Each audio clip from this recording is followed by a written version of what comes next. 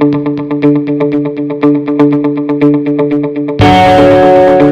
5K is the most popular race distance in the United States, accounting for nearly 50% of all paid registrations. People of all ages and abilities sign up for turkey trots, reindeer runs, and other 5Ks every year.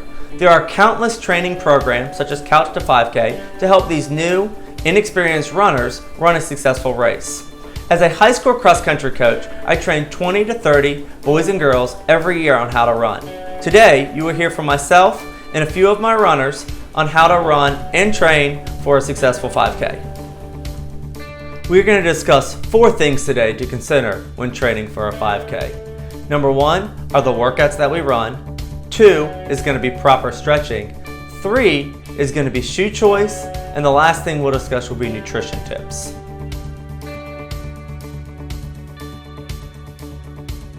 So the first thing we're going to discuss today are the workouts that we run when training for a 5K. So normally in a week, we run 5 to 6 days, totaling 30 to 55 miles.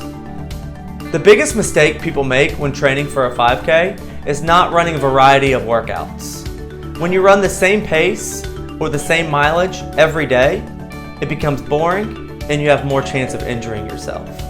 So there are 4 workouts I like to incorporate each week. Number 1 are going to be long, easy runs. So these are going to range anywhere from 6 to 10 miles depending on the runner's ability, and they're going to be run at a slow, comfortable pace.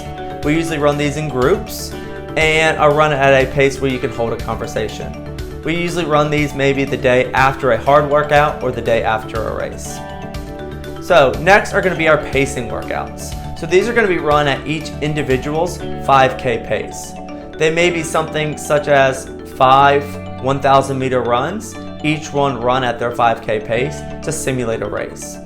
The third workout is a tempo run. These are run at about 30 seconds slower per mile than each runner's 5K pace and are usually going to last between 2 to 4 miles.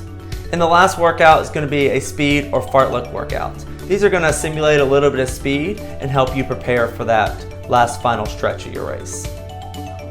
My favorite workout is a tempo run. A tempo run is about 2 to 4 miles, 30 seconds slower than our race pace. I like it because I like having a set goal to run and it's not as long as like a long run is.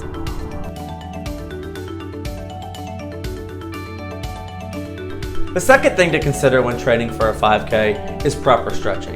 It is important to stretch before and after every practice and race. Before running, is it essential to incorporate some dynamic stretches. Dynamic stretches are going to be active movements where joints and muscles go through their full range of motion, such as butt kicks, high knees, or leg swings. I usually warm up between a mile and a half run, and then I do dynamics with the boys team, and then I stretch from there until the race. Shoe choice is the third thing to consider when training for a 5K. It is important to keep the following things in mind when picking a running shoe. Number 1, you want to pick a running specific shoe. Make sure the shoe that you pick is made for running. This will help prevent injuries. Number 2, make sure it fits properly. Most runners like to go a half size up from their normal shoe size. Number 3, make sure you pick the right type of shoe for your foot and running style. Number 4, you want to test out the shoe that you're going to wear. A lot of running stores will let you return a shoe if it's not the right shoe for you. And number 5, you want to go to a specialty running store, such as Fleet Feet. These people know what they're talking about and know how to help you pick the right shoe. I usually run the same shoe in a race and a train-in, and my favorite shoe to run in is the Saucony Ride 14s.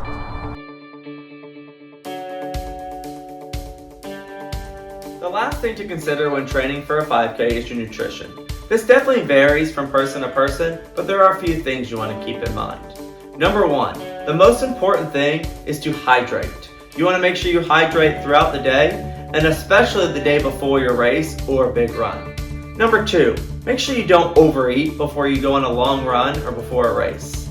Number 3, eat plenty of carbs. Number 4, healthy fats and healthy snacks are your friend. Number 5, make sure you mimic your race day during training. This means trying out different foods while you're training so you know what works best to eat the day before a race or the day of a race. And number 6, make sure you get plenty of protein. The day before a race, I'm drinking a ton of water. Usually I have like pasta and chicken, and then the day of a race, I'm usually drinking kind of not a lot of water, but I'm drinking water throughout the day, and usually I have like salad, just kind of something light. If you keep these things in mind and make sure you train properly, stretch, wear the right shoes, and eat the right foods, you should have no problem running a successful 5K.